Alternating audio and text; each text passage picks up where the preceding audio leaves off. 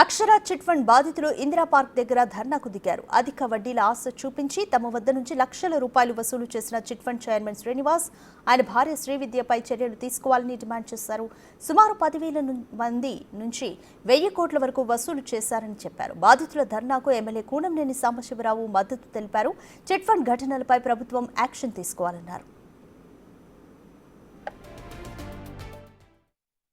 ఈ విధంగా మోసం చేస్తున్నటువంటి చిట్ ఫండ్ ఓనర్స్ కానీ లేకపోతే ఇతర స్వచ్ఛంద సంస్థల ఓనర్స్ కానీ వాళ్ళు మన రాజుల్లాగా మామూలు కేసు పెడితే వెళ్తున్నారు, బెయిల్ తెచ్చుకుంటారు.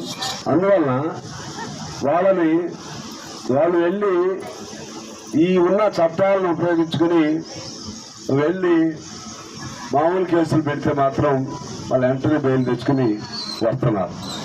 పోతే పోయింది అనుకుంటున్నారు. పెద్ద పెద్ద కుంభకోణాలన్నీ అంటే పెద్ద ఈ ల్యాండ్ మాఫియా వాళ్ళు లేకపోతే భవనాలు కట్టిస్తామని డబ్బులు వసూలు చేసిన వాళ్ళు.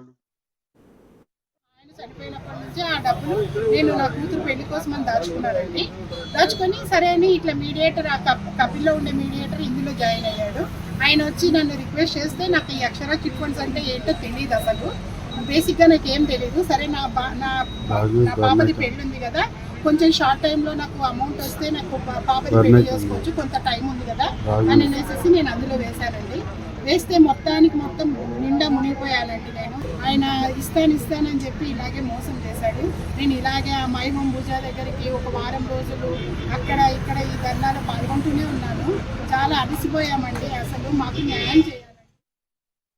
శ్రీనివాసరావు, పేరాల శ్రీవిద్య, ఓనర్ రమేష్, కొండలరావు, ఈ రాజేందర్, 5 మంది ఉన్నారండి డైరెక్టర్లు. దీంట్లో మెయిన్ వ్యక్తి వచ్చేసి పేరాల శ్రీనివాసరావు. కపిల్ చిట్ ఫండ్ నుంచి బయటకు వచ్చినప్పటి నుంచి అట్లనే ఉన్నారు. ఏదో ఆయన మీద రిజిస్టర్డ్ అయ్యి ఉంది కాబట్టి, సంస్థ రిజిస్టర్డ్ అయ్యి ఉంది కదా, మంచిగా ఉంటుంది కదా, తెలంగాణ వాళ్ళకి మంచిగా హెల్ప్ఫుల్గా ఉంటుంది కదా అని చెప్పేసి మేమంతా ఆయన ద్వారా వెళ్తే మమ్మల్ని అన్యాయం చేసి మా దత్తో మంచి